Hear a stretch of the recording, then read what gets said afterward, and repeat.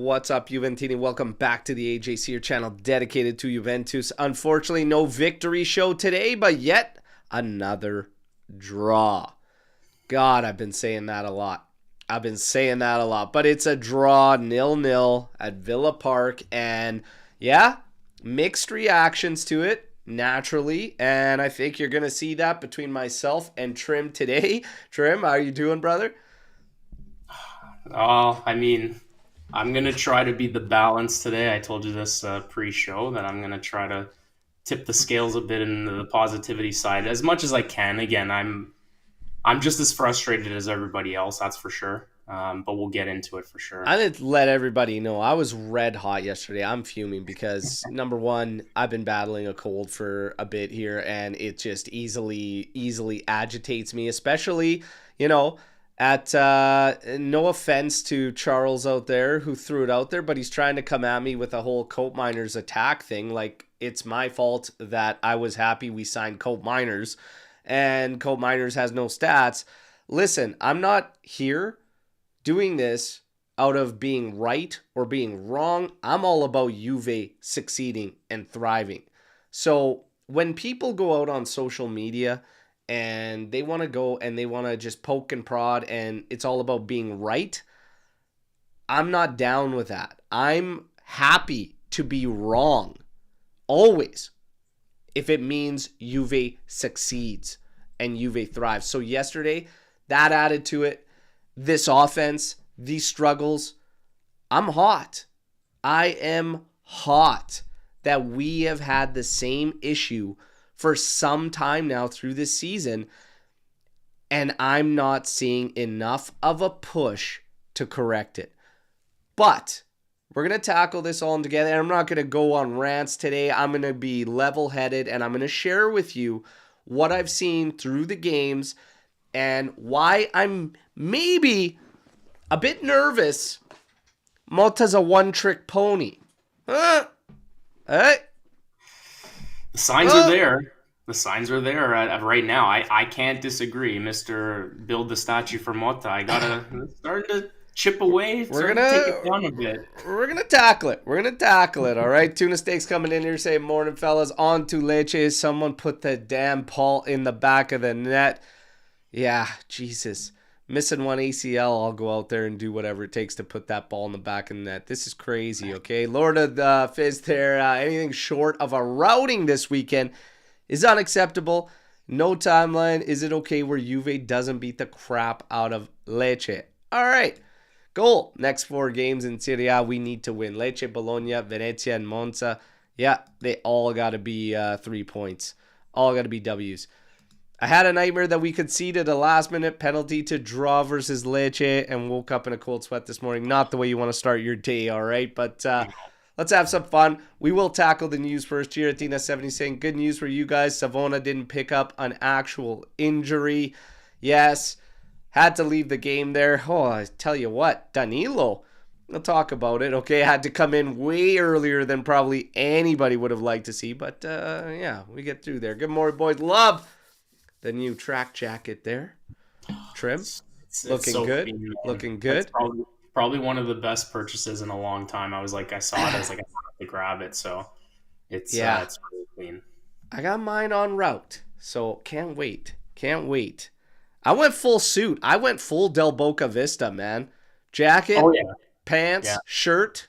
I'm ready to go. Oh, and the shirt. Okay, so I didn't get the shirt, and I kind of regret it now. So I gotta maybe somehow weasel my way into getting one of those as well. But oh yeah, no, I went full Del Boca Vista. Now, as far as the news, some people are a little concerned about Chico Conceição's words, saying, "I'm so happy at Juventus. I love being here. Then it's up to the clubs." Some feel like he's creating uncertainty. No, this is fine. It is up to the clubs. But the report states Juve and Porto have already verbally planned the deal to be agreed in 2025 as Conceição's part of Juve's project. Have no fear, everybody. This is good to go. And that's from Fabrizio Romano. So, of course, Chico's going to say it's up to the clubs. Of course it is. For Fagioli, a permanent farewell in January cannot be ruled out. Multiple sources today stating that the player is valued at 30 million euros, which would be a significant capital gain for Juventus, and he could be on the move in January. De Zerbi with Marseille is apparently carrying strong interest for Nicolo Fagioli. I mean, I'm going to tell you right now, I've said it before when these rumors crept up and everybody said, oh, not credible sources. Well, more and more are coming out. Where I always said, where there's smoke, especially that much smoke, there's usually a fire. It would be way too soon, in my opinion, to make that call. At least wait till season's end. At least wait till season's end. Like, get a season of this guy going in there. And I'm going to talk about Fagioli in yesterday's match too, and that also ties into Motta. Way too soon for me. Trim, too soon? Not only that, I mean, what's the biggest thing that we've been talking about lately besides the obvious of struggling offensively, like with this team? It's our injuries. Look at our bench yesterday. So for me, it just seems kind of crazy to sell a midfielder at this point. Yeah, that's probably one area of the pitch where we're kind of healthier, I'd say, but still, like, it just, that doesn't make sense. And then the link with Marseille is a little bit strange for me because, like, I do follow them a little bit because Ismail Kone, the Canadian midfielder's there, and our boy Rabiot is there. So, like, I don't know, I don't really see the fit there for him. So it's kind of a strange Easy link. On the our boy. Easy Yeah. on the our boy. So there's also rumors that during the trip to Birmingham, Giuntoli went to Manchester where he will speak with United and City about Fagioli, trying to work a deal. So we'll see what happens. That one is a source I give very little to. That's Fabiana Della Valle. A lot of people tried to hype her up after the whole Vlahovic thing, and I said maybe we should give a little more than one transfer to gain stability, traction, and credibility. So we wait. She also continues saying that in addition to Fagioli, Giuntoli's also trying to find a move for Douglas Luiz. The credible guys have said there's absolutely no confirmations they can find that Luiz is looking to be moved by Juve or Juve is looking to move him in January. So we wait and see. Vlahovic set to be recalled for the match against Lecce. We will talk about Vlahovic after the match recap as well and get into this all, okay? So, again, youngest squad in Champions League played yesterday by Juventus. Nicolo Savona, following the discomfort in his right adductor, suffered during the match yesterday, underwent tests today. The tests have excluded injuries and his conditions will be evaluated in the next few days. Basically, Savona is on a day-to-day status of being monitored, all right? So there you go. Avoided disaster there, but I mean, when it rains, it pours. The injuries, this thing is crazy, okay? Absolutely crazy. We get into this match. This match had all of us absolutely, like I said, on all sides of the fence here yesterday. We start with the starting lineup. Nobody really had any issues. The starting lineup that we went in there was solid. Di Gregorio, Savona, Kalulu, Gatti, Cambiaso, no issues. Locatelli, Thuram, no issues. Chico, Cope Miners, Yildiz, no issues. Weah up top, okay, let's go. We're not trying some crazy midfield thing like we did against Milan. Let's go. No issues with the starting lineup. Now, 5 minutes in, Villa takes the ball off Chico at the top of their area. They countered all the way up very quickly. Ends at Bailey's foot, and he cuts inside to his left, takes a good rip. It's blocked. Okay. 13th minute, we get a corner kick. Pau Torres gets to it, and it just goes over Digray's bar there. Took a little while for us to get going. We had the ball a lot early, but couldn't get out of our area. Like, couldn't get out. Had no ideas. Cambiaso was abandoning the back line early. Gatti didn't have an option to the outside. It was just very slow. But we got her going a bit. But still, they had the better of the opportunities, I got to say, in the first half. 36th minute, Watkins forces a good save from Digre. Had to be alert there. And we get a corner kick for Villa there. Followed up, blocked. Had a big shot on the follow-up to the corner kick, and it was blocked by Gatti. Yildiz ends up carrying this thing. Makes a great move to get by the first slide challenge and hurdles the player. Dishes it out to Chico Conceição. We go all the way up the pitch. Dishes it to Cambiaso. He finds Weah. Weah turns and rifles this thing. Hell of a shot from Weah. Hell of an attempt. That would have been a golazo. And unfortunately, that's kind of what we're playing for, is golazos. Yeah. One of the problems I have with our offense. Hell of an attempt. Would have been something if that thing went in. That guy's got a shot, I tell you. But the first half doesn't end without a little bit of fear coming Juve's way, and that's a free kick in a very dangerous spot. And Digne saw what he did to the Azzurri, almost did it to us too, and this one goes off the bar, and Di Gregorio's not getting there if that thing's inside the frame. Yeah. So we leave 0-0 at half. Same story, really.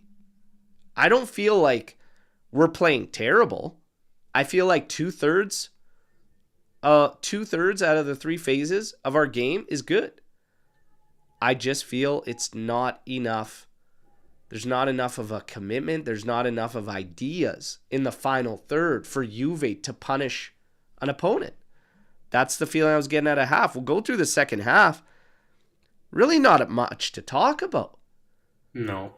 63rd minute, we get a corner that goes right across goal. Chico, that's as close as we get, and that is damn close. But Martinez barely keeps that thing from completely crossing the line. Stays 0-0. They get themselves a situation late in the game. Last play. Launched in there. From watching it live, didn't look like much. Looked like Di Gregorio should have hung on. And he didn't. Rogers puts it in. I'm thinking, oh my God. And then I see them start talking. I see the replay. There's contact there. Usually, the goalkeepers get the benefit of the doubt when that happens. There's a lot of people freaking out about the contact there.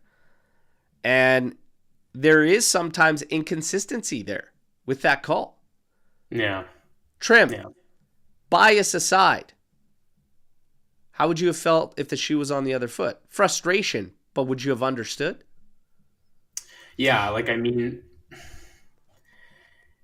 in this moment, as a Juve fan, it's hard to kind of see it from the other side. But, like, the contact is there. What I was wondering and thinking from, like, a keeper's perspective is I saw some shouts, because I didn't see it live, obviously, but I saw some shouts for people mentioning that he should have punched it out.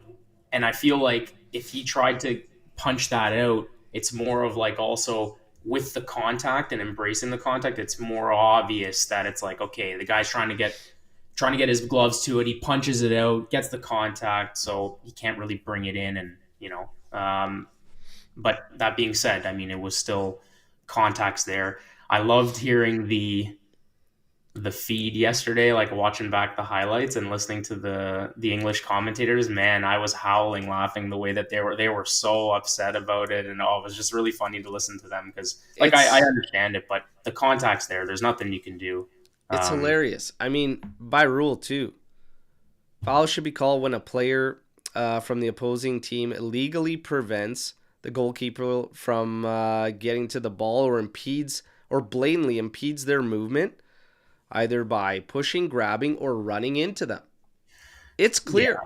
Yeah. So for me too, the other thing that made it really obvious was it was the swing of the player's arm. I don't know which Villa player it was, but his arm made contact with Digre's chest. Like, I mean, if you're just arms down, you bump into the guy, more of like a shoulder check, then okay, I can kind of maybe make a case for it's a little less contact there. But when your arm openly swings across the keeper's chest, they're gonna call that, and it would be the same if it was on the other, like the shoe was on the other foot for Juve too, right? I'd be like, Yeah, you can't have It's that. it's the way it's always been. It's in the Yeah, rules. You impede. He has the right to attack that ball as a goalkeeper. If you impede the movement, the rules. If you impede the movement, the approach, it's a foul.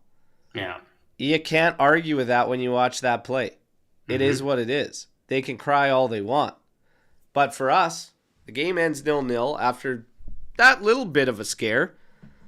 And like I said, fans are all over the place. Okay? All over the place. We're lucky. No, we played well. We have all these injuries. No, the attack sucks.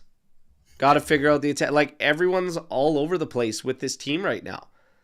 Um, and we're gonna tackle kind of our feelings, and we'll break it down. But let's get into the man of the match. It was officially Chico. I want to know from you, did you have Chico Conceição? Everyone in the chat, who was your man of the match for Juventus in this one? For me, yeah, like who stood out the most was clearly Chico in terms of like on the ball.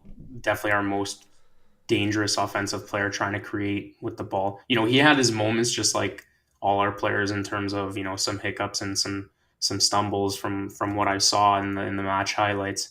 I mean, I guess you could always make a shout for Digre because also as the keeper he kept a clean sheet, right? But that being said, it's yeah, for me it was Chico. I see some shouts for Luca too, like another strong game from him.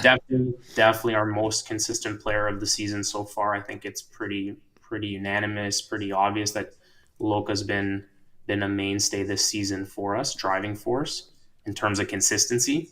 But I would say Chico. It was the right choice for man of the match. So I had Chico after the game and after the replay and the second viewing, it's Locatelli for me. Um, yeah, he was just ridiculous. Also stopped a goal at his foot. Made a couple big blocks in our area. Was spraying the ball out wonderfully to Yildiz, to Conceição, and the opportunities he did have. He was the only player, the only one that took a stab at a through ball. Obviously, it was too far for Cope Miners, and Martinez got to it. Something we need to try way more. I'd only saw that one attempt for one, which is part of the issues that we'll get to, but I would say Locatelli. I do want to give credit to, not that he was in the runnings by any means. I think it's between those two players. I do see some shouts for Gatti, which was obviously, I'd probably say those three healthy. I got to say, Danilo coming in the 65th minute when Savona goes out. Danilo actually came in and was solid. So I want to just give him that credit that he didn't look shaky as hell. He didn't look terrified. It didn't look like it was going to be a problem. He actually came in and he did relatively well. He was also getting very much advanced, trying to do something. It was finally looking like an actual option we could call upon. So I want to give him that credit because we wasted no time roasting him during the 3 games consecutively when he was a major issue. So Right. I was happy with that. Credit to him. Now, I want to get you to start with your overall thoughts on this match. What side of the fence are you on, and where do you sit right now with this squad? Okay, so I feel like I have the same thoughts as like the majority of the fan base where it's like scrambled eggs. We're all over the place. I get that sense too, and I know you'll probably talk about it more in terms of with Motta because he's kind of the focal point when it comes to this because it comes to a point where there's only so much that the players can do when they're trying to kind of follow through on his game plan and what he wants in terms of setup. Right now, it looks like we don't have a setup and going forward clearly in the final third, especially. And I know you'll talk about that more. So, overall thoughts on the game. I'm relieved that we got the point, but I'm definitely not happy or satisfied with just the 1 point. I definitely feel like the 3 points was there for the taking, especially the way the game ended up playing out the full 90. So I'm going to be kind of disappointed with not getting the 3 points, but we salvaged the point. I know nobody wants to hear about the injuries. I'm not using that as an excuse. It's just more of like matter of fact, like, yeah, we were basically very depleted, had 4 subs, and we actually made it out kind of, so to speak, alive with a 1 point. But yeah, there's a lot left to be desired, especially with the offensive and creative players we have up front that can be game breakers and make the difference to go out and get the win and get us goals, which we don't have, and we haven't been scoring at all lately, which is a good thing. So, Okay. Yeah, I that's kind of I'm gonna fire away now, everybody. Not gonna be a rant. Not gonna be anywhere near as hot as I was yesterday, but I'm gonna say this. Okay, go for it. I am kind of losing patience with Motta. Not to the point where I believe we need to get rid of this guy. Okay, level-headed losing my patience with him in the sense that the same issues have been there for quite some time. Okay, and everything I've been saying for a couple of weeks, funny enough, Mr. Guido Vacciago actually pretty much says the exact same thing. He's just 2 weeks late to my party. Because today he goes, the issue in attack remains the same as it was in August. He says. He goes back to August. Juventus cannot score. They create very little because of the obsession of defending. It has caused the team to lose their balance. For Motta, he needs to unlock this problem because this Juventus side has the technical ability. So, he also carries on, tries to soften the blow, I guess, to say on the flip side, it appears that this Juventus, despite all the injuries, have shown a personality of steel. This group is able to suffer, and their compactness shows a club who defends with each other as a defensive unit. It's a slow-growing project. Okay, so along the lines of what I'm going to get into, something I've said for weeks. Too safe because he's so focused on defending. And everything he does is focused on defending. 2/3 of our game is solid. Defensively, in the middle of the park, I'm happy with everything that's going on. We have lost the balance. We have become toothless up top. I remember hearing that it was all on Vlahovic. I said, I'm not buying it. I don't believe he's detrimental to why we are not creating chances. The injuries. That doesn't work for me. That doesn't sit right with me because the problem has been there in the attack. 2/3 have been good almost the whole way through if you take out the Danilo debacle.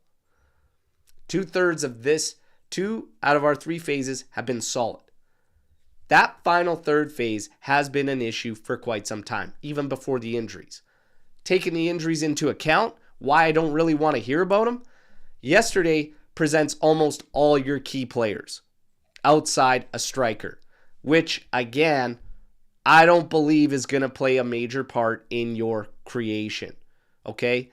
It can, but it shouldn't be the be-all, end-all. And I believe that was never the actual issue. The other key injury, Bremer. Otherwise, who do you have?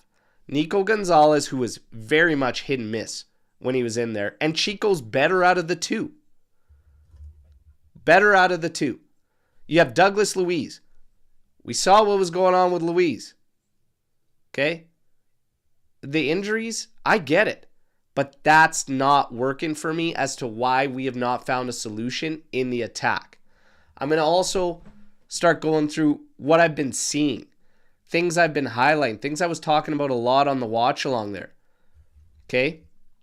And we will go through this. I'm just going to get that out of the way. 19th minute. We could probably draw this up a little bit more. Okay? 19th minute. Here you go. Where's our 10? Where's the guy that's apparently going to be a striker? He's over there to the right. Everything is in front of Villa. Everything is in front of Villa. You have a right winger. He's still out on the sideline when the ball's about to hit the edge of the area. Can we not get a little more narrow in the final third? Can we not play closer to each other? Can we not play with... We are not a unit in the final third. I'm not making this assumption off of one frame. Here's another. Chico's got two guys out here. Chico's got two guys out here. And nobody's trying to play off of him. Are we trying to... Are we trying to cross the ball in now? Because even that, you've got Way and Yildiz in there. Co-Miners up here at the top. But who's going to go off for a 1-2? Who's coming in to pick this up and maybe then send a more dangerous ball from around the center? Like, I don't know, you guys. The spacing between our team is... Jesus, look at this. That's brutal. Like, so... Yildiz has nothing to do here other than what he did, which was cut in all the way on his own and take a shot. Yeah. Who's attacking the space? Who's making a run beyond the defense? Like, and we're miles apart. Like, nobody's playing. It is so far from playing as a unit in the attack. It's crazy.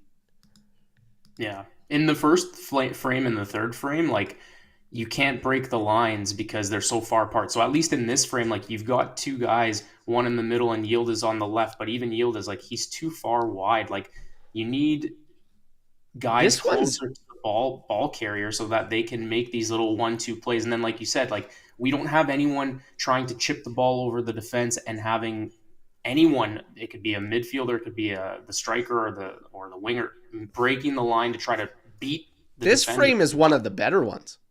Yeah, it's a little bit closer. You got some options there. And I'm saying, like, here, look at where the referee's standing. Get into that space. We need that ball there to a midfielder. Yeah. And you need to hit that, and then we need to see a dangerous ball. Like, Chico there should almost be running back, hitting that mid, and that mid should one-touch it over the line for him to run in behind or go back post to Yildiz. Like, you want to hit those central areas and then play the dangerous ball, the hard to defend balls. But we play everything in front of Villa. And these other frames that we were going through, this just shows everything is done with the emphasis on defending. This is the second half. And again, where you've got Chico way out here on the right. Yildiz is actually in a decent spot. Cope Miners, where he ends up, is almost right to the edge of that half circle at the top of the 18 as far as distance that he cuts in. Right. He's got to hit that ball to Yildiz, either at his feet, but what I'd like to see is a more dangerous ball curled in to that back post, but Yildiz stays there because he wants it at feet, and he's probably also got defense on mind, and it's a safer ball to play at feet. We are just very safe, but look at the bodies. Who's close? Why can't Cambiasso go and take up that spot? He's just, you could see him at the edge of the frame there. With his and hand move up, and move Yildiz inside to play closer to Weah, whatnot. Weah was useless yesterday. Well, who's that by the ref? Is that Thuram? I think beside the ref there. I think that's Thuram right to his right. Or I think so. He, like, even him. Okay, why are you beside the ref? Like, yes, you're the closest option for a pass from Coop, but even him, these move half forward, positions, get another player, get Luca behind him, move Thuram up more to give more of an option, right? Like, it just, I don't know, man. It's all over. It's all over these freeze frames. Look at this. You see six Villa players in the middle. There's just a huge gap, and it's just all Villa players, like, standing there. This freeze frame, our 10, Chico's on the ball here. He's on the ball here. This is Cope Miners wide right. Our 10. Yeah, it doesn't make sense. Where's the fullback? Where's Colt Miners taking up that central role where you need to be threading the needle and pulling the strings? Cambiaso again at the top of the frame, just above Thuram. Yeah. Why not push Yildiz in more? Right. Maybe Yildiz could take up that space centrally and do something, beat somebody, take a shot. It is all safe. Look at the space between us. I missed the freeze frame. It didn't work, unfortunately. I had a freeze frame of Villa in all their attacks close to one another. All of them swarming in, getting narrow. I've never seen a team keep so much width, even at the area. It's weird to me. How do you play? We're not a unit in the final third. So I just wanted to show these to base kind of what I'm talking about when I say that I don't see a team that plays as a unit in the final third. It is every man for himself. It is a free-for-all. And it's hope that the guys on the outside create magic. That's where my frustrations are. I'm happy with the defense. I'm happy with everything else that's going on. But I'm not seeing any adjustments or any adapting from Motta to turn the screws and take this thing up a level in terms of offense. You know?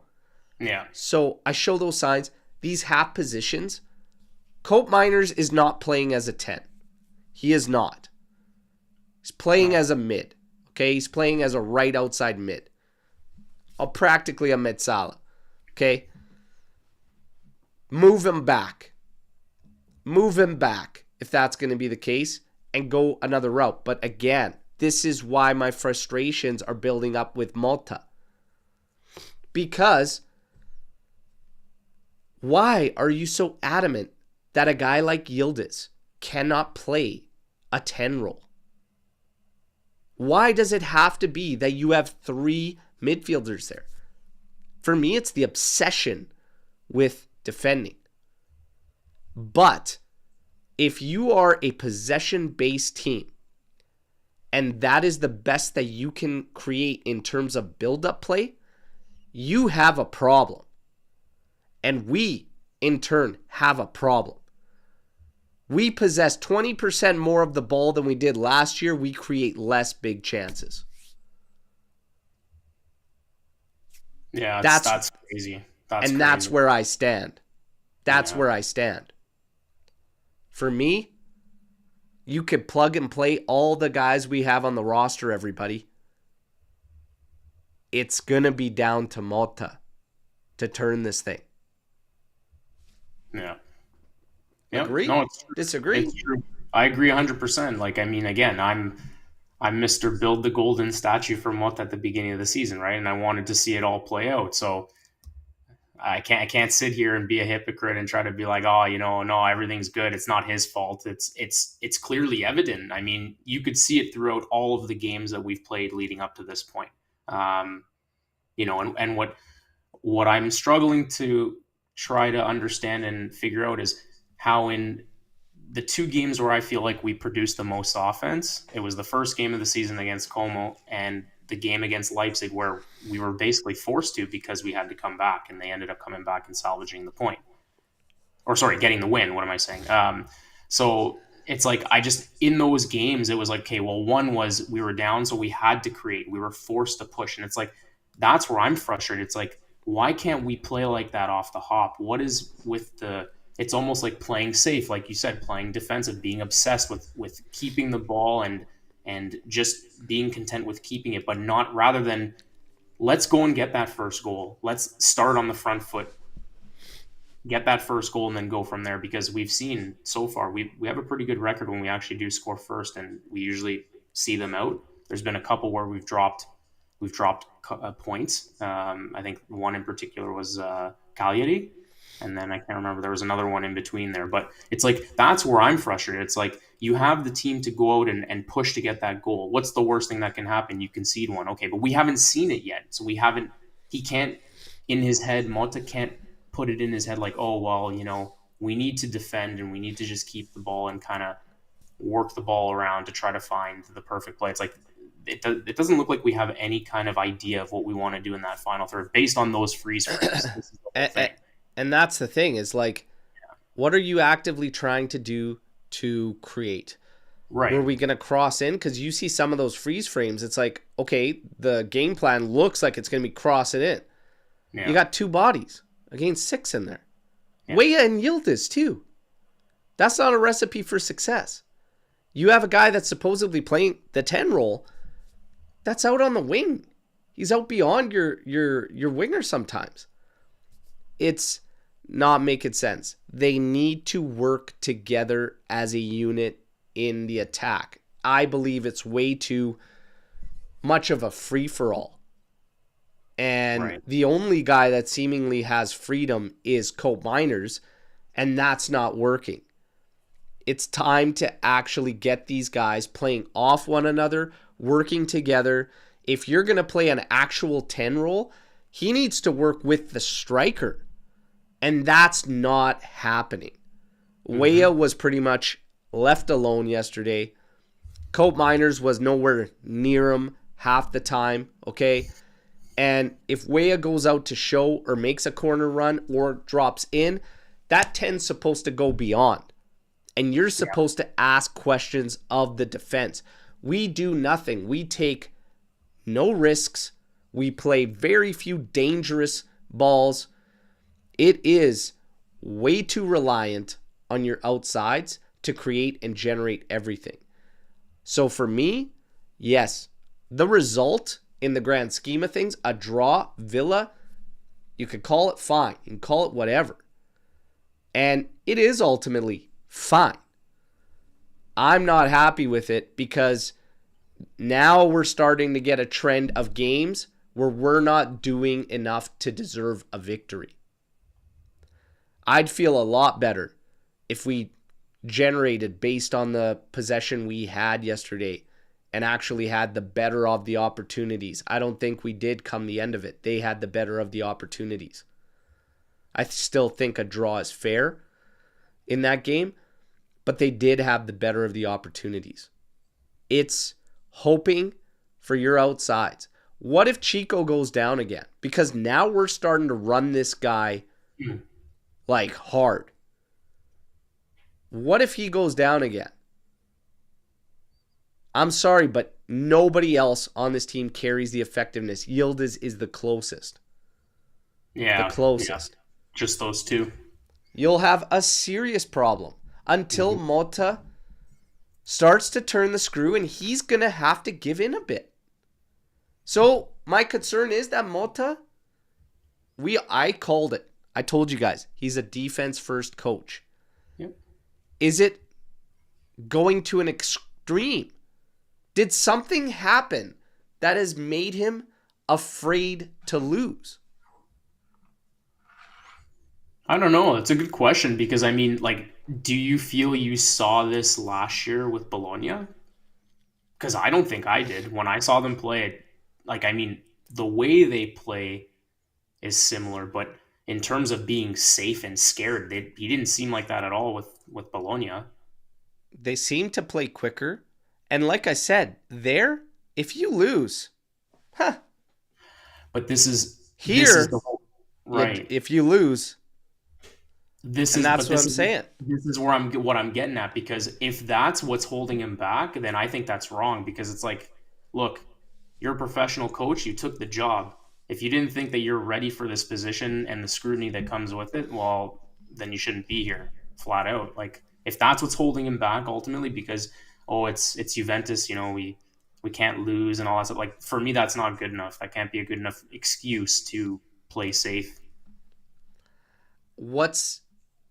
If you were there, if you're in his shoes, the offense cannot, it's an issue.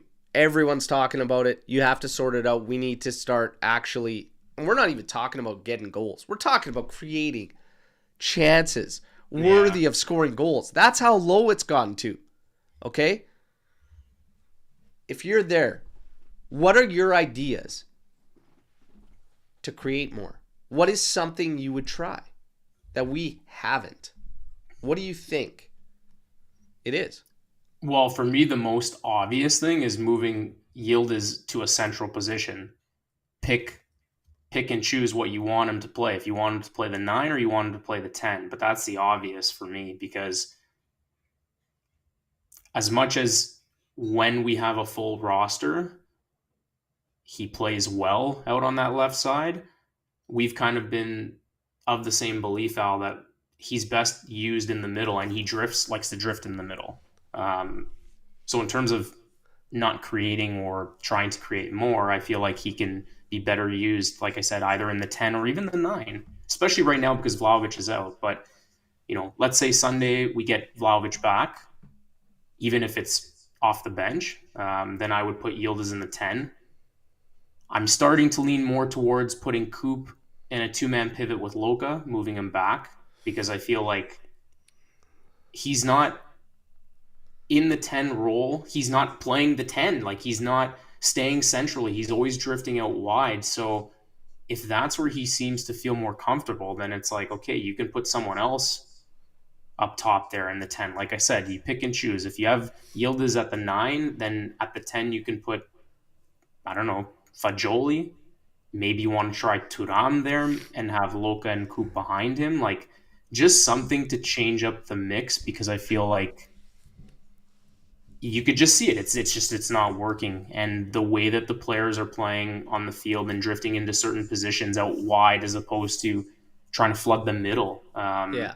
And one thing that you just want to bring up quickly, one thing that you mentioned, it seems like we're always trying to play balls at our guys' feet. That's something that drives me crazy. It's like, why can't we send those aerial balls over the top of defenders, try to get your head on it, try to draw foul in the box, something? It's like they're too reliant on getting the ball at these guys' feet, particularly like Yildiz or Chico. It's like, all these ideas, like, it's all great. Some are calling for Fagioli more. I will say this. This is another shortcoming I will put on Motta. I think there is little to next to nothing for in-game adjustments. There has been nothing from first half to second half that has ever like swayed us for the better. It's plug and play players. And more often than not, the subs are either too late or strange. Yesterday, way too late to pull Fagioli in. 84th minute to see Fagioli in there. Yeah, I didn't like that. Norby's got that he thinks Luca and Thuram is way too safe. Colt Miner needs to be pushed back and Yildiz as a 10. That's something that a lot of us have been saying, is get Colt Miners back. But again, this has to snap Motta out of this whole thing. Is stop this thing of believing it has to be 3 mids in there. right. You have to have somebody that's a little more offensive oriented. Something's got to give. You have to trust your 2 pivots and the back line to hold it down. You got to do something that pushes it over the edge to help this offense. Dells doesn't believe that moving players around changes anything.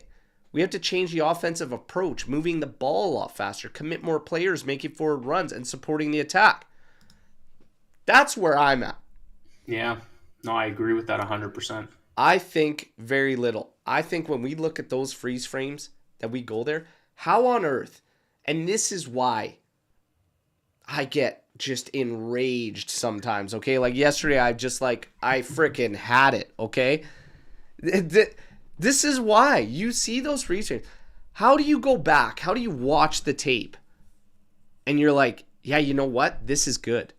Like, this is good. Everything is good. We haven't seen anything change. Sometimes you got to step in and you got to be like, guys, I want to see you do this on the outsides. Like, Chico, drop it back, cut in, flank, go through, or a striker, go make that corner run. Chico cuts in. Somebody will take an over the ball when the striker leaves his post. The 10 runs in behind. We go over the top. And then Chico is a trailer from the... Like, where's any ideas? Sometimes you got to step in. If it's a free-for-all and it doesn't work, guess what? Hit the training ground and start designing something. Yeah. Well, because what we're doing is hoping and praying. Yeah. Well, let me ask you a question because I notice in the chat a lot of people are bringing up. What about like a change of formation? Even that, like he seems adamant to stick to the 4-2-3-1. Like we could make a change in formation. It could be something as simple as that. Do you go to like a 4-3-3? Do you go to a four three Formations one? naturally will shift and change, right? Yeah, no, I agree, but it's just like Because Cambiaso gets up centrally. Usually somebody from the back gets up centrally. That's supposed to push your midfielders forward. right. Half the time yesterday, it wasn't. And So it's that's the like problem.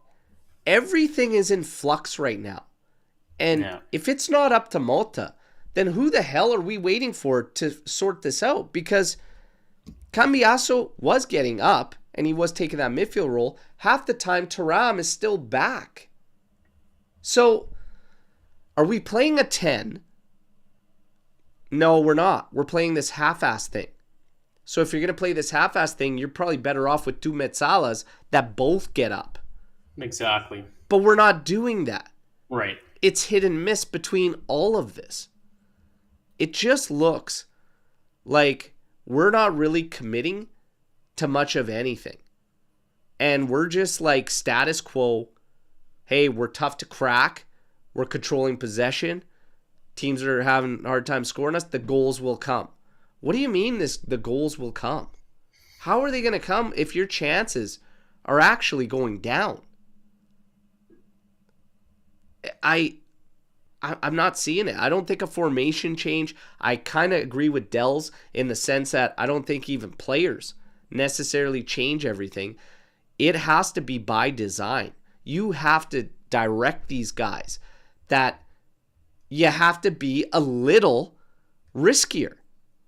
You have to get narrow in the final third. You have to ask questions of the defense. 2 guys against 6 on any half-assed organized defense is going to have a hell of a time to create problems. Sure. Did we even hit 10 attempts yesterday? I don't think we did. I think we hit 8. And a lot of them, 2 or 3 of them were from Chico just cutting in and taking a shot. Yildiz did that twice. Yildiz, Weah took a shot from the 23, 24 out. Yeah. It's not good enough. Got to get closer to the net. Got to send more bodies. Like it's not. It's. I think it's fair to say we have an issue on our hands.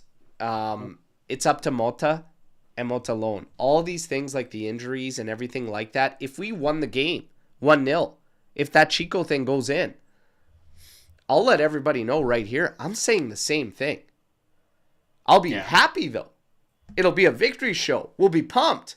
3 points. Yes, you take it all day, every day. But you still ask these questions.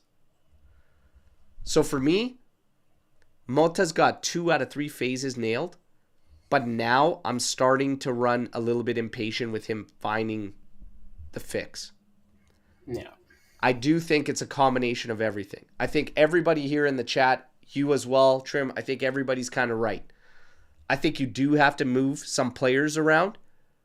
But I also think Motta has to get rid of this safety thing. He's to an extreme. He's to an extreme with the pragmatism. Mm-hmm. Something's got to give. These next games in Serie A, guys, at the start of the show, we're saying, gotta be wins. They gotta be wins. Yeah, oh yeah. No, I agree 100%, especially with the teams that we're going to be lined up against. Attitude, approach, risky, having balls, showing grinta, all that has to get better. I'm kind of done with the attack on the individuals. I'm not going to go out. I'm not going to go at Yildiz. I'm not going to go at him for being young. I'm not going to go at Weah. I'm not going to go at Cope Miners even. I'm not even going to go at him because I couldn't even tell you what the direction is there. You know, if you're going to play a guy as a 10, play him as a friggin' 10. Direct him to stay between the edges of the 18 and actually play close to the striker. Stop drifting to the right for safety reasons. Okay? Motta even said it in his post-match. Did you see that? So he states, I feel safe with Cope Miners. He literally said it. He goes, He says the word. I think about substituting him, and I can't. Yeah. It's right there in front of us, everybody. The fear is there that Motta is one of the things that I said I never wanted at Juve, which is a one-trick pony. A guy that is willing to do his game, stay with it, no matter what comes for results. I'm nervous because you've got to adapt. You've got to evolve. You've got to grow. What did Del Piero say? It doesn't stand for just players. You always have to improve when you're at Juve. Top to bottom. Agreed. Yes. Yep. We came out of the gate hard with Motta. And we were like, holy, a lot of his game has come through. We've plateaued for some time. And it's the attack. That's why I'm not buying into the injuries. Let's see. This is crazy, you guys. It's crazy. But Storm the Barn, I can't wait to see what you guys come up with for Storm the Barn, okay? Yeah. Like I said, mixed feelings coming out of yesterday. Champions League in general, I think we'll be in a playoff. But I don't think we're going to get seeded playoff. Unless you pull something crazy off. You know? The next one, for me, it depends on the next one. And, of course, we have to put all our eggs in the basket of Man City. So, I don't know. I'm going to say this, man. If you think about these games in front of us, Milan doing nothing, a Villa that I thought could be there for the taking yesterday. Yeah. If we're that safe there, you think the run against City, the poor run that they're in, is going to change the safety factor from Motta? Something's got to give. They're gonna run all over us if we play like that. Maybe I was wrong. Maybe Motta does need to drink this shit, and maybe that sets him off. And he goes, guys, we're firing today. You know, attack, cut in at the 18, everybody together, work off one another. I don't know what the hell it's gonna take. Okay, but it's gonna be interesting. It's gonna be interesting. And Marco saying, Berto, he played the same in Bologna, didn't he? It's not like it's a massive surprise. The idea was that with better players and more talent, that it reaches another level. But like I said, it was quicker at Bologna. There was even more risk, I will tell you, being taken. A bit more, especially in the attack. If you're talking about how they worked together, it was a little bit different. But like I said, life at Bologna and life at Juventus are completely different. And he might have saw that loss to Stuttgart. He might have saw the draws, the one that shifted with Cagliari. And it might have been like, whoa, you know? And I don't know what it is. I don't know what it is, but I need to see more adapting, more changing. And the one thing to that too is that was different from Bologna to here is that he actually shifted between three setups at Bologna. Right. We've seen pretty much one.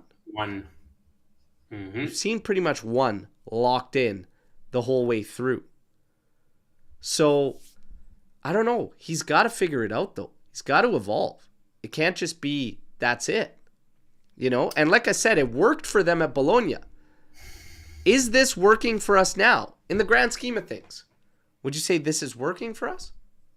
I think it's a good start. But we're going into December. How long have we been talking about creating? September. Merry Christmas and welcome to Turin. Welcome to Turin, Motta. So TikTok, motherfucker, TikTok. Again, what kills me though is like how does he not watch back game tape to that Leipzig game? Like I said, like we had a literal torch under our asses. We had no choice. And like, how did we manage to create so much to come back and win that game? Down a man, needless to Well, say, and right? to be fair, like I said, that could have gone the complete opposite direction because they were coming at us. So they allowed that space too. Yeah, yeah, This team in space, I have no problem. Where my issue lies is that there's a bit of a blueprint there on this Juve. And that is that if you clamp us down, keep us in front of you, force us to build up, a team with possession that wants to play with possession, remember what I said, has to be able to create in build-up. We have shown that we cannot do so with any type of consistency. right. So that's where the issues lie. In open games, I'm fine. Who's going to Yeah, play us wide open to give us that? Not many. Not many. So things are going to have to change. We're going to get into Storm the Bar now. I can't wait to see what everybody's got. And if you got something, fire away. Reminder, everybody, get those likes up, okay? Fire away. Forza Juve, feel like a lot of the injuries comes from the intense trainings. He can't train as hard as last year when playing 2 times a week. Works for Flick, but his teams spend much more time in the gym. I don't know. Do we feel like with the injuries? I don't really know. We even had that youngster just go down, eh? Pedro Felipe Oh, with or next gen, Felipe. yeah, What's that? From he went next down gen? with next gen, yeah. Yeah, like we even had him go down, if I'm not mistaken. We've got fans going down, everybody like that. Like I tore my ACL. Everybody's going down. I don't know what it is. We got to figure this thing out though. But I did hear, there it is. Probably a very serious injury for Pedro Felipe, one of the best prospects of Juventus next gen. The Brazilian defender seemed to show during the match against Torres a bad twist to his knee. And that was 23 hours ago. Nice. So, yeah, nice. When it rains, it pours. I tell you, I don't know what it is, okay? Training, I think it's a combination of everything. I truly do believe there is a one-size-fits-all method applied that I don't think is working. But I don't know. I can't speak to it because I don't have the details. But training too hard? Maybe. I really don't know. I wish I had more of an insight, more news behind the scenes. I don't know what it is. I tell you what I don't like is hearing Motta that it wouldn't be productive to look into why it's going on right now. What? You can't say that. That's what? Excuse me? Okay. I think he wishes he could take that one back because that's pretty That was bad. silly. Yeah. Is it? What do you mean? Okay. That's to me the sign of a relatively not young, but yeah, like younger, newer coach at a big club. Like that's one of those like the lights were a little too bright in that moment, and he just kind of froze, and he didn't actually know what he was saying, and he just kind of blurted it out. Maybe it is his training. Maybe it's having an effect, and maybe he doesn't want to admit it. Maybe he doesn't want to get into that. Maybe he doesn't want to open that can of worms because he's already under scrutiny for lack of creation and goals and results. Yeah. Getting wins. Yeah. It's tough. It's tough. It's funny. Everybody's like, wow, you're too harsh. Like we're a couple points out of top, 3 points out of top. Like in league, we're undefeated in league. We've only lost once to Stuttgart. I get all that. And I'm cool with that. And like I said, this is a great base. But the base has been established for months, you guys. This is Juve. This isn't Bologna. It's time to ramp it up. If there's a problem, no matter who our coach is, I expect it to be solved. Yeah. I've said for a while, there's a problem in creation. We all have. You got to fix it. Whether you're in year 1 as a coach or you're in year 5, I don't care. Whatever the problem is, you fix it. You find the solution. So when we got an injury plague happening and you tell me it's not important to look at, hey, if there's a problem, you fix it. Okay, that's how my mind works.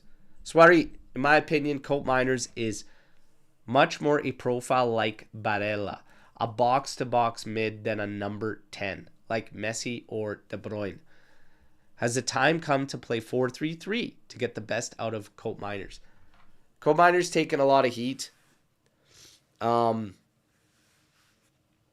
was catching strays yesterday because of Colt Miners. Whatever. What else is new? It's just another day at the office, right? Another day at the office. Listen, how do you feel about Colt Miners? Is he more a box-to-box? What do you think about this question from Sweaty? Personally, like at this point, I'd like to see it because again, I just want to see a change, just to something. Because again, like it's not change for the sake of change; it's change because something's not working clearly, and we've seen it, right? We've had now 3 months, 4 months of the season, game after game, game in, game out, where it's just not working with him. I don't know what it is. If it's Motta saying you have the freedom to do and kind of in the build-up play go where you'd think you need to go, and he's going out wide and drifting, or is it Motta's telling these guys where to go right on the pitch? So for me, like I said earlier, I have no issues with dropping him back in a two-man pivot if you want to keep the same formation and put him with Luca. Luca's a mainstay in that spot, so just drop Coop back and then plug and play. If you want to move Thuram up to the 10, cool. If you want to put Yildiz there, cool. Like just try something. I feel though Thuram would be a great 10 in the sense that I like his speed, and I like we've seen what he could do with the ball in terms of carrying it and beating guys, beating his man to try to create a mismatch. Because if he beats one guy, the other defender's forced to kind of collapse towards him. That opens up space for whoever's the 9 or the winger, depending on the side of the field the attack's coming from. So, I mean, I saw someone in the comments mention like in the City game they have slower midfield. So if you drop Thuram in the middle of the park there, like, and he's got speed for days, like you want to try to expose that, right? So, yeah. But when it comes to Coop specifically, yeah, I would like to see him. Cugino Edda here. I'm 49. Work manual labor, 10 to 12 hours a day. Work out twice a day and never get injured. Something is clearly wrong with our staff. This has been a problem for years now. I mean, look at the profile pic. This guy's a unit, all right? Cugino, come on. What are we talking about? We can't compare mere mortals with this unit here on the profile. Take it easy, all right? When you're built like a specimen like that, like, yeah, you're not getting injured, but yeah. No, there's been a problem for years now. We can all say that, okay? We know there is a clear-cut issue there, okay? In terms of that question from Sweaty with Colt Miners, it seems to be a general consensus now amongst the majority of the fan base to get this guy moved backwards, okay? Move him more to a midfield role and just establish that being the role, whether it be 4-3-3 or maintain the 4-2-3-1.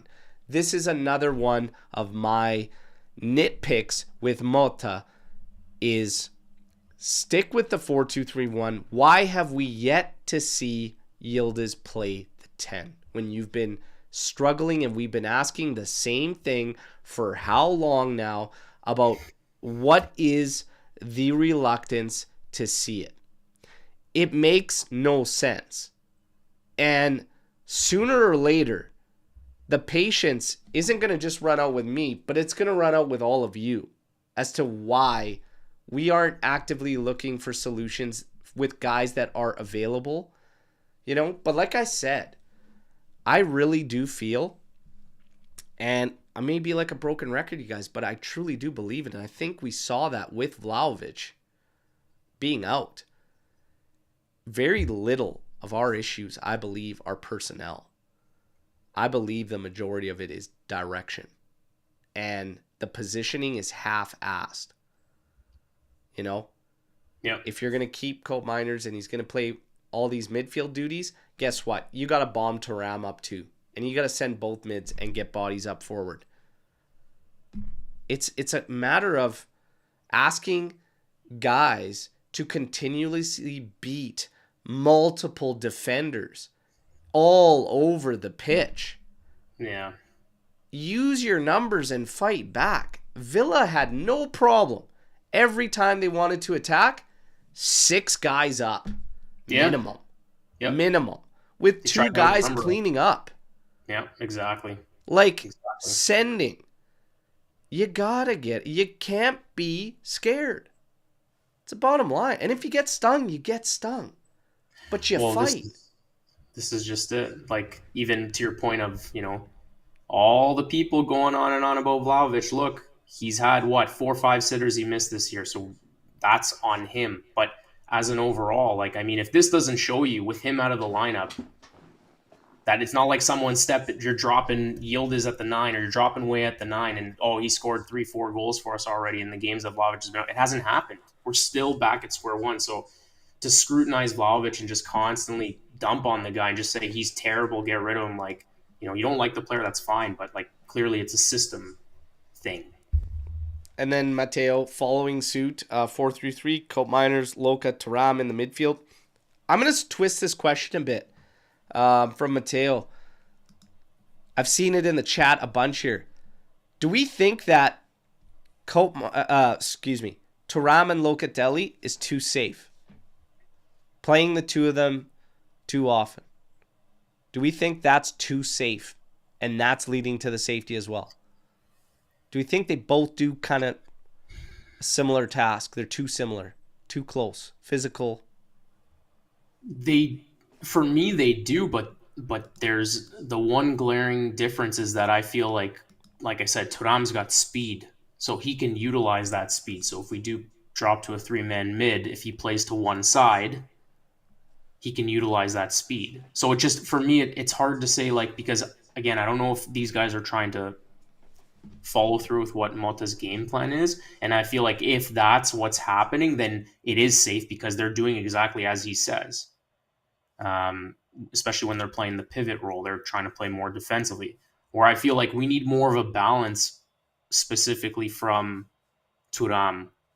Luca, I'm okay with him kind of staying back a bit more because we can see his defensive qualities, but he also is a fantastic distributor or facilitator of the ball. So I would say it just really depends on what these guys are actually trying to follow through with. And like I said, if it's more of the message from Motta, then that's why it's portraying as safe, where I feel like if it's up to the players or if they, like I said, drop to a 3-man mid and put Thuram on one side, you can utilize his speed and he can beat defenders and open up play for us.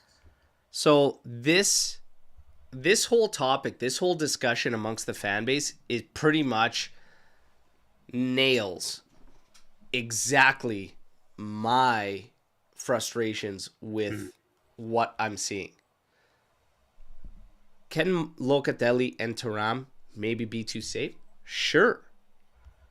But again, how are you making that work? Because it's crazy to say that we should never play those two together because they're obviously a great tandem. I think there's variations between the two, like you pointed out, that obviously can make it work. Yeah. The thing is, if you're going to keep both back as stabilizers again and utilize Colt Miners mostly from the right, it ain't going to work to the overall. You have to have that high central presence. If Thuram is only going to do that from time to time, is what it is. When Locatelli got advanced, this has happened quite a bit against Milan, and it happened yesterday a couple times. You collect that ball in the center, and you're like dead center, 25 yards back. Yeah.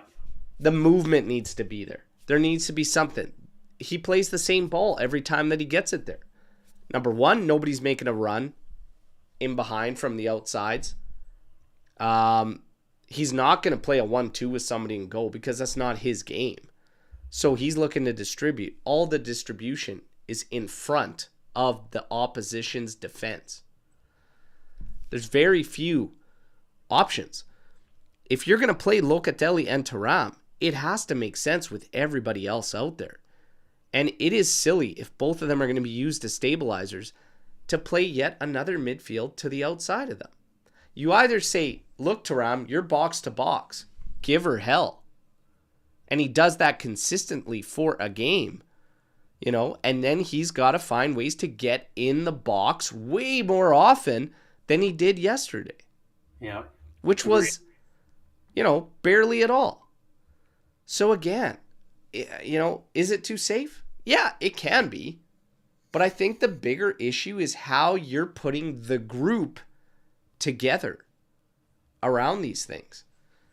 Like, same thing with Fagioli. If you put Fagioli in there, which I actually think he should have came on, and I probably would have taken off Cope Miners, to be honest, yesterday's game. And I would have just plopped Fagioli right ahead of those other two mids and say, dude, look more advanced. Yeah. You know? 84th minute, you get Fagioli. I don't know. I'm all for changes and stuff. It's more so how we're utilizing the players, how we're playing, how we're putting together as a team. I can't understand watching our games and thinking that what's happening is good or makes sense or whatever. And even Fagioli, when he came on, like, there was a moment where a ball was coming, like, was going to get passed inside to him. He turned his back to the player and was just, I was like, what? The ball's right behind you, man. Like, he's playing it to you. And I was just like, oh my God. So, like I said, with Fagioli this year, it's been hit and miss. Quality to just nothing. It's all over the place. It's all over the place. Controversial take? Okay, now we're talking. Now we're talking. For the future, I think 4-3-1-2 would be better. Yield is in the 10. Cope Miners further back with two strikers. Unfortunately, it could mean less minutes for Conceição. Ooh. Unless you put him as one of the two strikers. Yeah, I don't know if that works for him. I know it doesn't. It's not his game per se, but I mean, like, he still has the freedom to drift out wide depending on what side of the field you put him on. But yeah, and like I say, these formations and everything, they move. They should be adapted. They should be fluid to the players you have, and it's really just a pretty graphic that people like to cling to and whatnot. But based on coaches, managers, and whatever, you've seen them turn into so many different things. But maybe, here's the thing. That's literally like the one setup Motta has never utilized or gone to. Mm-hmm. I've never seen him utilize a two-man front. Never. Right. Would you go to it? I mean, I'm not against it, but again, for the 4-3-1-2 to truly work, your fullbacks are up to close off the outsides. This is more geared to somebody that is a little more riskier.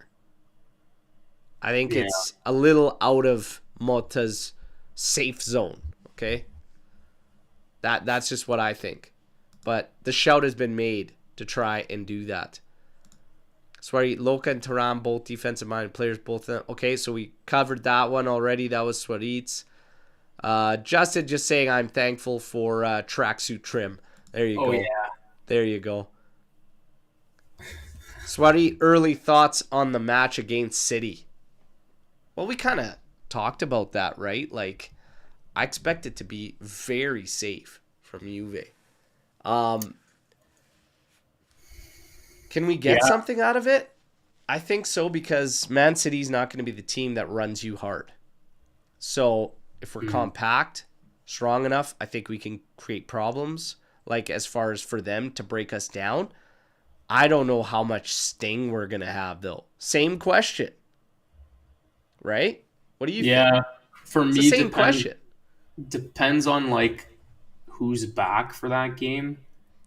Um, but Matt even saying I'm gonna be pissed if we are finally the team that loses to this man shitty. well, let's try to stay on a positive, positive mind frame. Although it's been kind of difficult. I don't know. For whatever reason, I still have a pretty good feeling about that game. I don't know what it is. Maybe it's just the nostalgia of the 2015 game. I know it was at City, but I just like and totally different team. But it's just I don't know. I have this like hope I of don't know. that game and just like some kind of outcome where just it's tight all the way through and then they just get that final breakthrough at like closer to the end of the match. But And who are we kidding? This is gonna be a draw. It's gonna be a draw. We well, draw. if we go into it with that mindset, I mean, who knows? We're pretty good with the draws. So, but We have 2 games before that, right? Lecce and Bologna. yeah, yeah, You've got 2 games to kind of turn the tide before, like, to get a little bit of offensive confidence, you know. Um, but again, it's on Motta, you guys.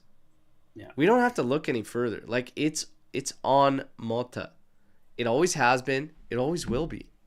He's got to figure it out. And Justin B giving us his thoughts on his play style. Whoa, whoa, Oh, Jesus. whoa. Alrighty then. We'll just leave it at that. Okay, okay, there, buddy. Pump the brakes. Pump the brakes. Douglas Luiz as a 10. Well, first he has to get fit, and then we can consider it. He's supposed to be back for Lecce's match at weekend. I'm going to say this. I have no idea. I have no idea. Okay?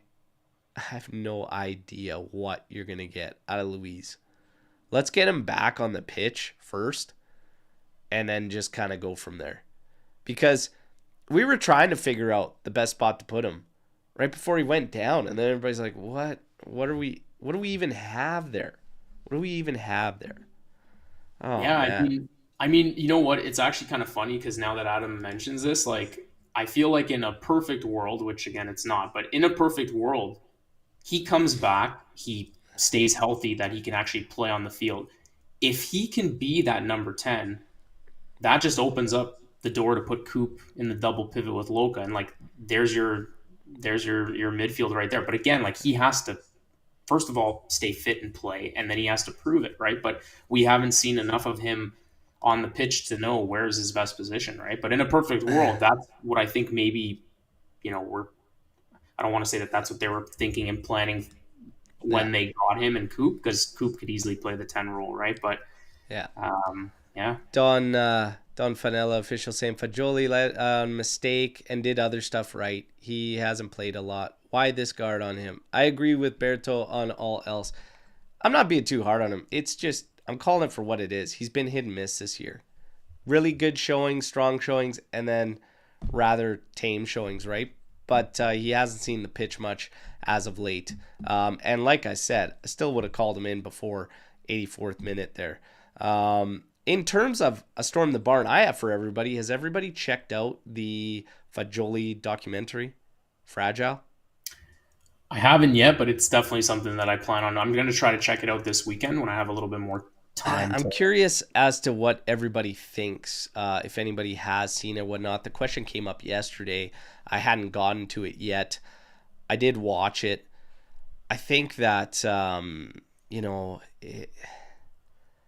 it's a good insight into, like, it's a good insight into the mind of someone that goes through a struggle like that, Right. where it kind of stems from and everything. I do feel like in a strange way, it was also kind of used maybe shamelessly to make Juve look a little good too in certain elements that they put around it and everything. But overall, it was pretty good.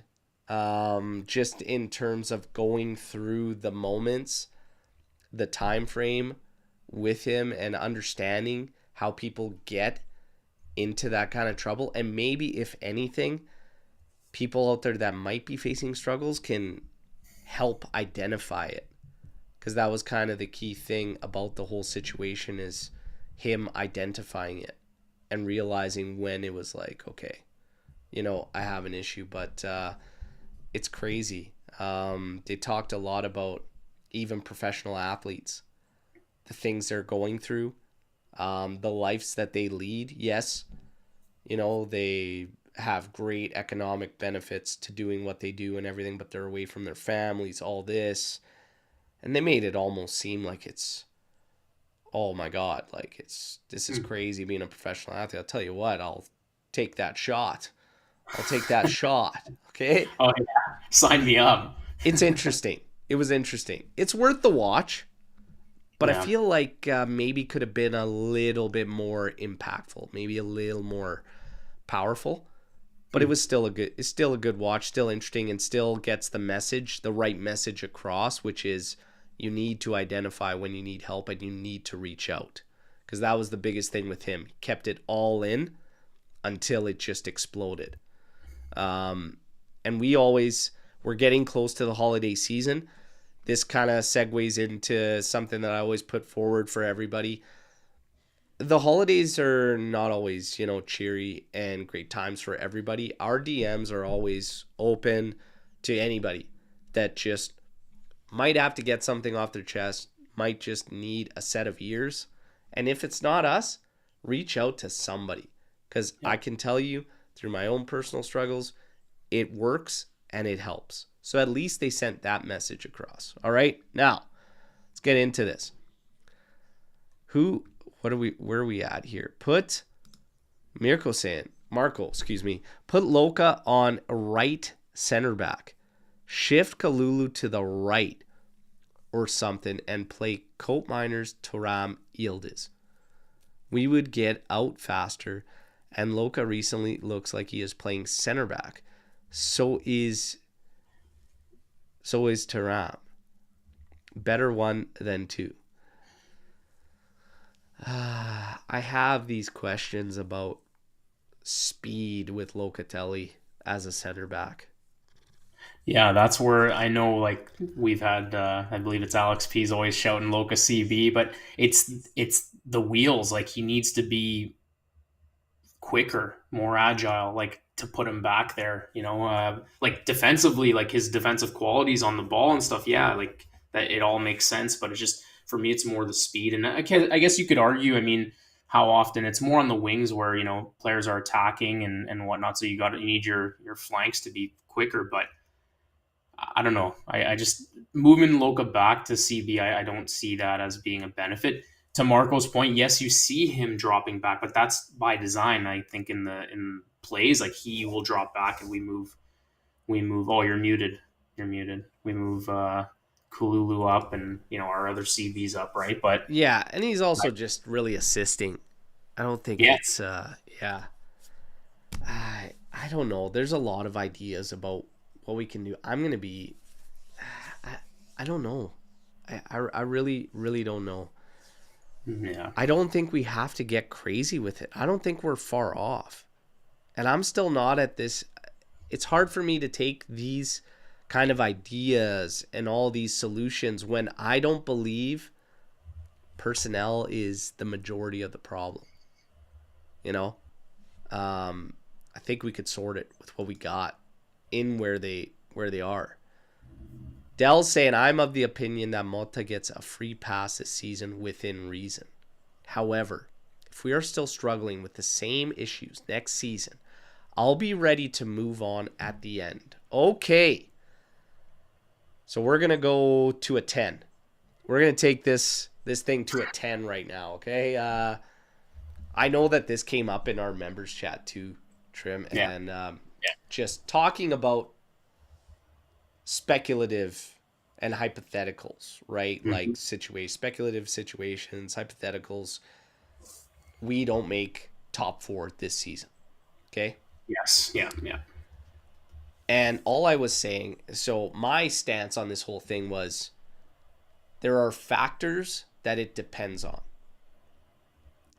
I could tell you right now, with what I'm feeling right now at this moment, if I'm talking about all the same concerns I have now at season's end and we don't make top four, I'm very concerned. Like, to the point where I'd maybe be curious about what possibilities lie there for Juve. Okay? I'm not going to say immediately go. Like, a lot plays into it. But if we never, okay, you get a January transfer window, whatever, try and bring in some cavalry, whatever. If your team is filled with draws and we go out there, we don't make top four, I know the argument was, well, if it's only 1 point, 2 points. If you have a problem, it is your job to figure it out.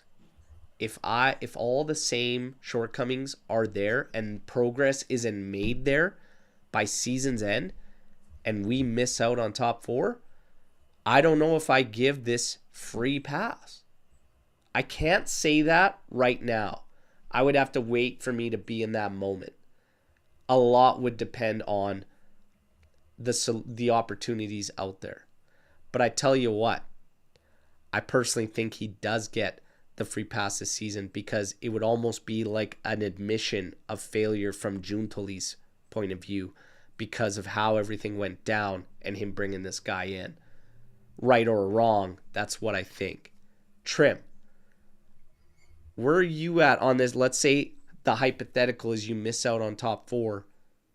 The same struggles are there at the end of the season. Yeah. So for me, I know we touched on this yesterday in the member chat. So for those who are not in the member chat, I'll just tell you kind of my thoughts.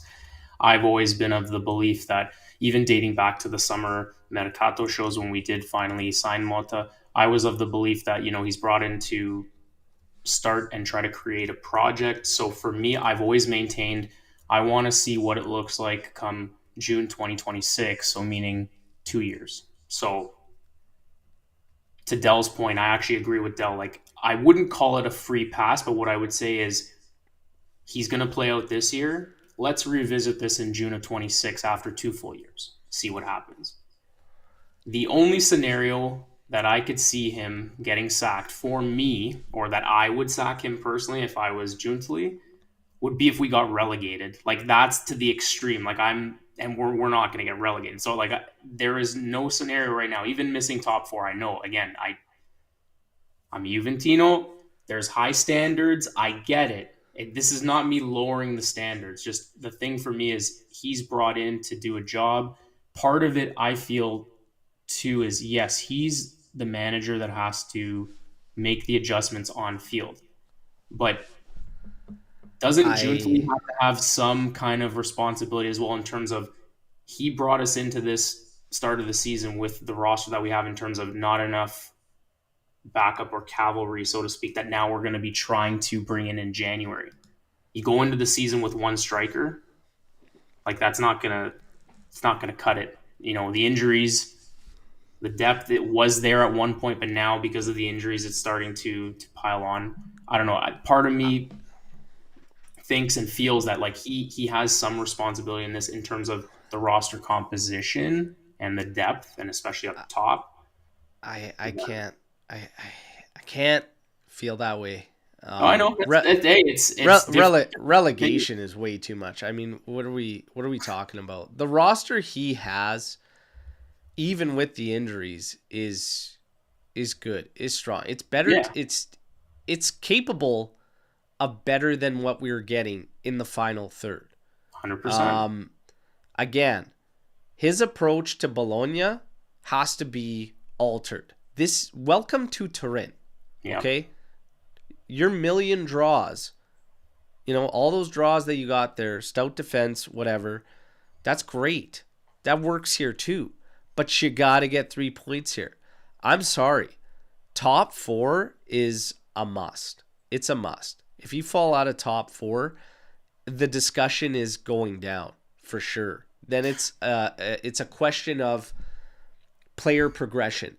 How many guys have actively improved throughout the season? And to be fair, some guys have very much improved from last season to this season with him. So that's a good sign for him. Yeah. But it's still going to come down to the group. And I'm sorry, again, we've been having the same discussion for so long now. I don't see adapting. I don't see solutions coming from him. There's a lack of ideas there. That can get you in trouble. You got to make Champions League. You have to make Champions League. That's a must. And if that doesn't go down for me, like I said, I started looking at everything. It starts there. If you make it into Champions League, you'll get that second season. You'll get that another transfer window and everything. If you don't, I think there's a discussion to be had. That's just me. That's just me. No, and to kind of just like end it off with this, like, I don't even see that as a possibility, meaning like I'm very confident that at the bare minimum we're finishing 4th place. That's why I don't even think of it in that way. That's why for me, I'm not scared about top 4. Yes, I understand we're in 6th. Yes, I understand Lazio and Fiorentina are there, but that's how confident I am in this group and Motta that we're not even going to be stressing or talking about if we make top 4, because we are going to finish in the top 4. So that's why I'm saying, like, for me, he's going to get that second season. But as it stands right now, you are very much like, it's valid to think the way that you do and feel the way that you do in regards to, considering it at the end of the year if they don't make top 4. It's about setting standards. Yeah. I think, and just, accountability and free passes were something that was starting to piss us off throughout this transitional period. It was like, guys, players are getting free passes. A coach may have gotten a free pass, depending on your opinion. We want to shut down free passes. This isn't Club Med. It's Juve. You have objectives. You must reach them. I don't believe in going into a season because you have a new manager and saying we have no objectives. Because that is what it would mean to say that we fall out of there, but you're 2 points out, whatever. No, like, you have an objective. You have an objective. If you tell me that the objective for him is to just play it out, let's see what happens, or we got injuries, our objectives are gone. No, that doesn't fly for me either. So for me, you have objectives. You take it from there. You can still make it even with objectives not reached. It's not an automatic firing because we didn't get top 4. Like I just said, you have to look at everything. Forza Juve's got, who would you say is the most overrated current and previous Juve player? Previous Juve player ever? Oof. Most overrated? Jeez. Current? Past? Okay. That's tough. That's tough to think of off the hop for like past, because like you could go back so many years, and to pick like one guy as like the most overrated, it's tough to pinpoint. Current, I mean, I would say that's a little bit easier because, I mean, take your pick. Like, you're going to have people saying, for God's sakes, you're going to have people saying Coop, and that's just outrageous to me because I don't think he's overrated whatsoever. So I'll probably start with current. For me, current. Let's see. Current most overrated player. I'm going to have to go with...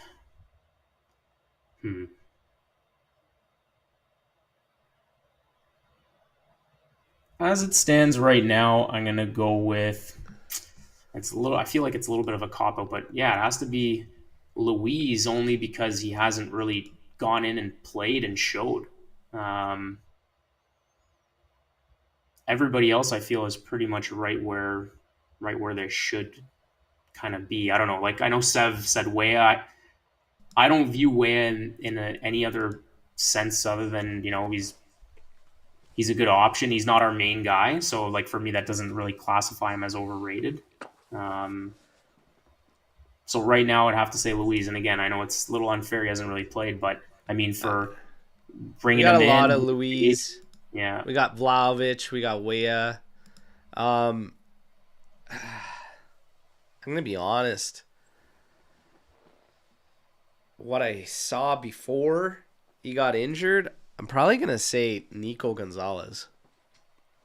oh, that's a good one too. Yeah, I actually, think Nico's. I think he's overrated.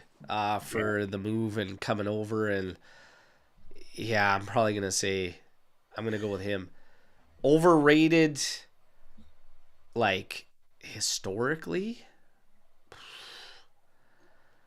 it's tough right now to come up with ones on my mind that weren't like Krasic.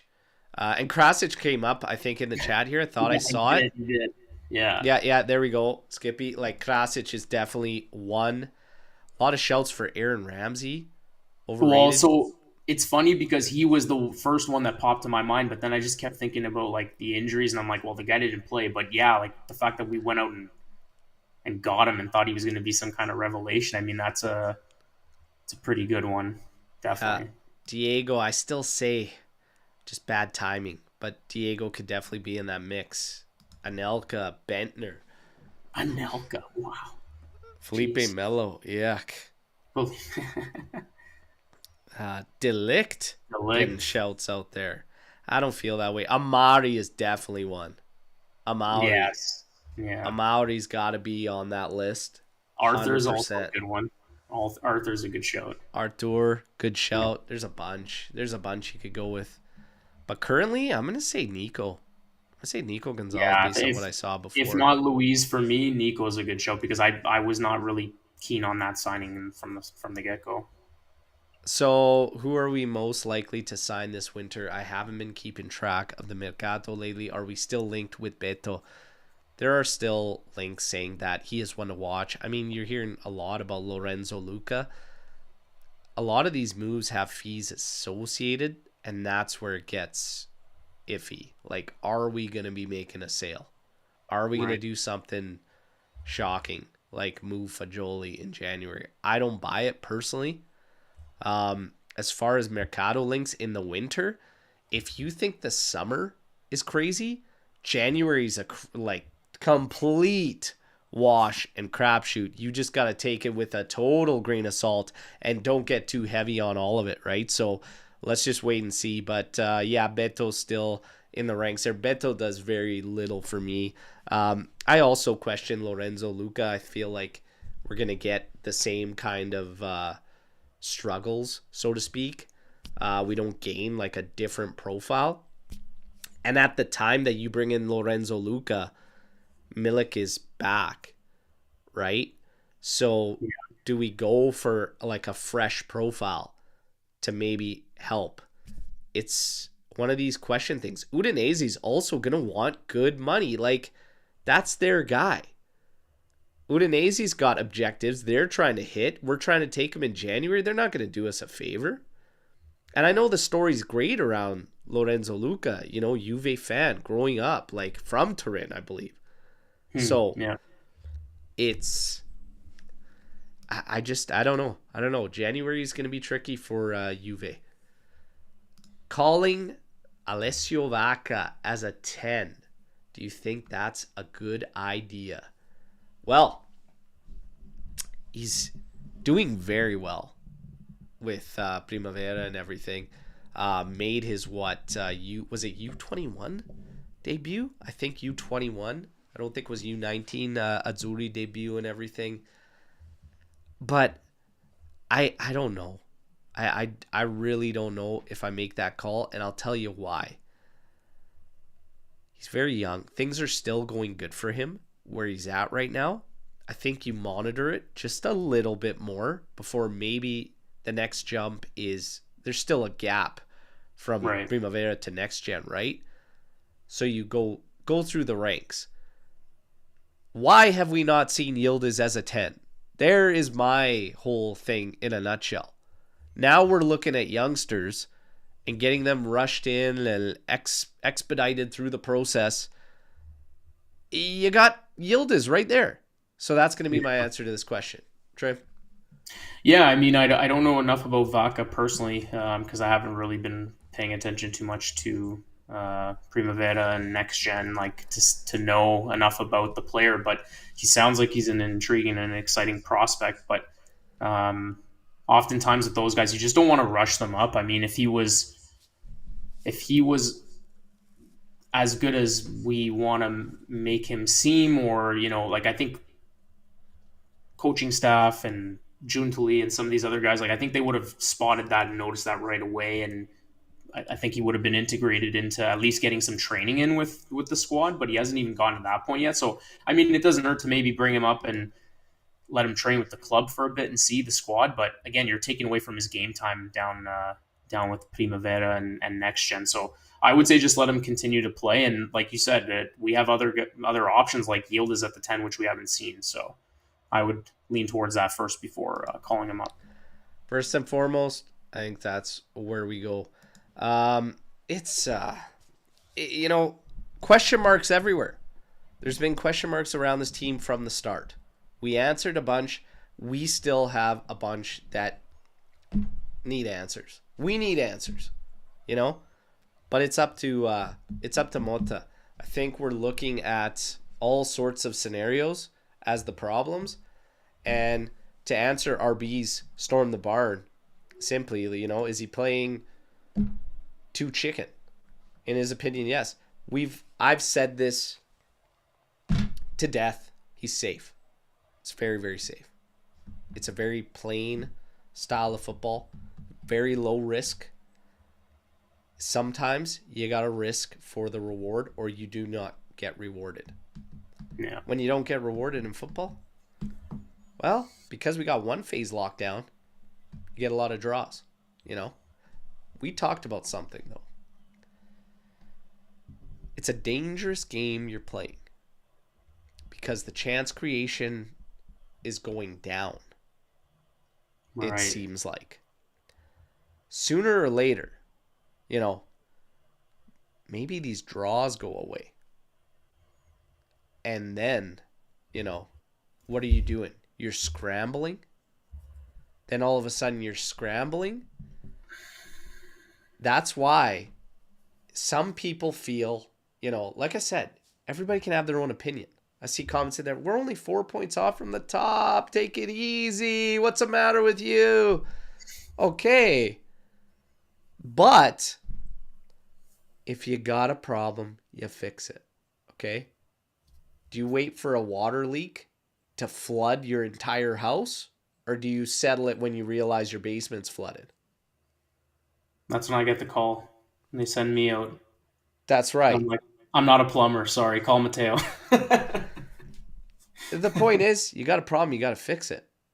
Yeah. I get all the surrounding storylines of undefeated in league. A lot of clean sheets. This is Juve. And I don't think that we take the bar and that we go like this just to make ourselves feel better about the project or whatever. I still feel good about the project. If he can fix the fucking thing we've been talking about for months. Frustrations are okay. It's normal. It's part of fandom. Hey, Skang and I got into it weeks ago. And I told him, I ain't up here with the team currently. The project as a whole, sure, I'll be up here. But currently, what did Paolo say yesterday on the show? I'm at a show me perspective and point of view right now. I need them to show me. I need Motta to show me. Leche. You know what we're going to see, right? Low block. Oh, yeah. High five. Oh, yeah. Our friend that plays right into our hands. December 1st, 11:45. You guys, We'll have the match day preview show. I'll do a watch along. We're going to be ready to go. 3 points is a must. The rest of the way, December, is crunch time. Mm-hmm. You know? This is a big, big month for Motta. And again, how is he going to get that attitude, that fire, that spark? He showed us, you brought up Leipzig. Remember one of the things out of that game everybody talked about? Everybody talked about his reactions, the celebrations, the fire. Yeah. I'm not seeing much fire, man. Mm-hmm. I'm not seeing it. Too much hands in the pocket, nervousness. It's almost like you sense it coming off of him as they pan to him on the sideline. Like something's... Teams are reflections of their managers. A wise man said that one time. That's right. That's right. Use the term wise loosely, okay? But yeah, always felt teams are like reflections of their managers. We're safe. It showed. Yeah. Time for him to find this balance. It has been lost. What's the key? You all believe player changes, formation changes, all this. I think a lot of it's up here. And the reins. It's time to just let go a bit. Let go a bit. Let them free flow. Let them go. Let them play together as a unit in the final third. You got to figure it out. Remember what I always used to say about Max? Said it's a shit show up front. Like, it's every man for himself. Right. If you have to outsource the attack, do it. Put your ego aside. If you have to get somebody to be like, dude, this is what you need to do. This is what needs to happen. This is what we should try. Do it. No guts, no glory. I like that one too. Love it. Love that one. Yeah, that's it. I like that one too. And when you're not getting the results we need, another day, okay? Come on. This is Juve. Fight. The problem I have is when we stop deserving victories in games. That's when the results bother me. Because yes, a draw away, Villa Park, we'll take it. Champions League, you move on. But deep down, for my Juve, I have a problem when we don't deserve more out of games. Because that means we didn't do enough. We should never not be doing enough. And we should never be afraid. Like, we want to be the team that is feared. Not the team going into games full of fear. Mm-hmm. You have a new project. You have a new team. You have young, talented players all over the place. We have the technical ability to instill fear into the opponent. You've got 2/3 of it on lockdown to instill the fear. Take it that extra step, man, and become this. And that's the most infuriating part for me is we are this close, everybody, to blowing the fucking doors off the thing. And we're tripping on our own dicks. And that's the truth of it. All right? That's the truth of it. You guys, work to be done for Motta. There's a problem. Fix it. That's Berto's moral of the story, okay, and message of the day. You got a problem, you fix it, okay? That's right. Yeah. We need a fixer. Motta, fix this. Let's go, man. We're counting on you. As for the players, as for all that, I believe we have enough at our disposal to do damage. Lecce, some fans are already calling for it to be a rout, and it needs to be a rout. Why? Because we're all looking for the confidence. We are looking for confidence. Get ready for a 1-0 victory. All right, but we'll see what happens. Trim, always an absolute pleasure. Fire jacket, looking fucking dope with that thing on, all right? What a beauty. Chat, you guys are the best in the biz, all right? Drop a like. Feel free to clip whatever you want from the shows. Share the content. Reminder, for some reason, maybe a shadow ban. I'm not sure. We're not showing up on everybody's recommended lists or whatnot. So make sure that you hit the bell for notifications on all our new content. All right. We keep rolling. I want to give a big happy Thanksgiving shout out to our American friends. Okay. Yes. Yeah. Enjoy yourselves. Eat way too much. Enjoy your family. Enjoy the NFL triple header of football.